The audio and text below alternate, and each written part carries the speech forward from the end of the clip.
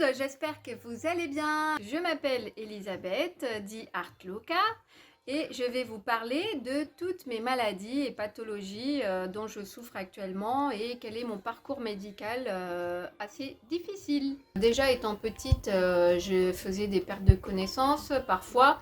Des saignements de nez à répétition et on n'a jamais vraiment su et mes parents à l'époque n'ont pas vraiment cherché le pourquoi du comment, donc voilà, on n'a jamais vraiment su ce qui s'était vraiment passé. Je faisais énormément de migraines déjà à l'époque, donc des migraines avec aura. Donc ça a commencé par un syndrome de Raynaud diagnostiqué en 2006. Et quand j'ai accouché, juste après, j'ai fait un micro AVC. Donc je suis restée paralysée de tout le côté gauche. J'ai eu des problèmes neurologiques juste après ça. Voilà, on a cherché pas mal de temps à savoir d'où ça venait, etc. Et en fait, on a su après que c'était suite à un micro-AVC. Ensuite, j'ai le syndrome de l'œil sec. Donc, ça touche beaucoup les articulations, beaucoup de douleurs, etc. Et j'ai déclenché également une narcolepsie, cataplexie, où j'ai été soignée et traitée pendant pas mal de temps avec un traitement assez lourd. Tous les mois, j'étais obligée d'aller à l'hôpital, faire des examens pour le sommeil, etc.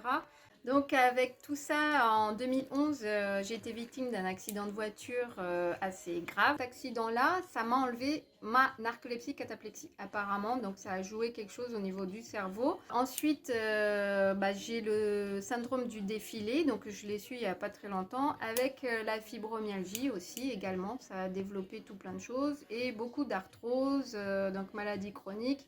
Et une maladie auto-immune où on ne connaît pas encore le contexte et les raisons, enfin on ne sait pas trop ce que c'est encore, puisqu'on cherche éventuellement une myofasciite à macrophages qui serait due peut-être à un vaccin que j'aurais fait en 96 de l'hépatite B.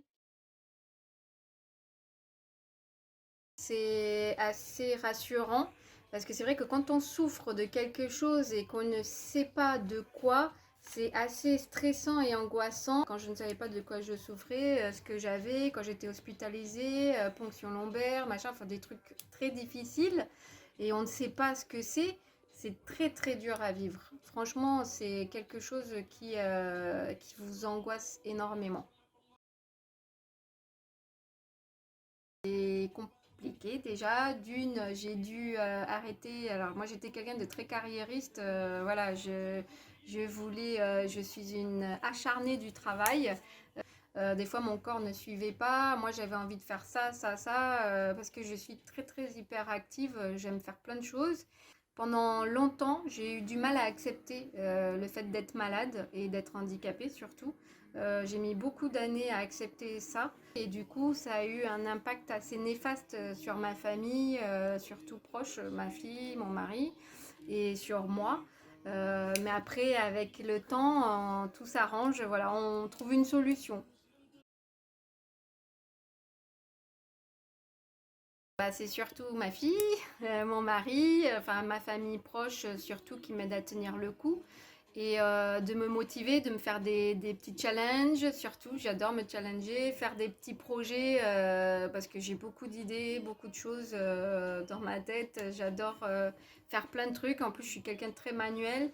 Du coup, voilà, moi c'est ça qui me motive et d'aider peut-être d'autres personnes qui ont été dans mon cas à trouver le bout du tunnel ou du moins à se dire qu'en fait, malgré la maladie, malgré tout ça, on peut s'en sortir et vivre de mieux en mieux.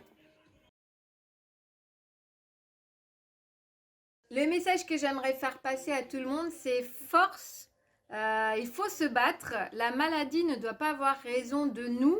Et toujours trouver quelque chose qui nous fait faire du bien et qui nous fait avancer. Parce que pour aller vers le bas, on y va très rapidement.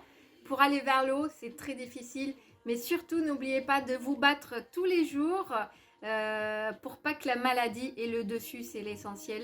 Et je vous dis à bientôt, j'espère. Au revoir.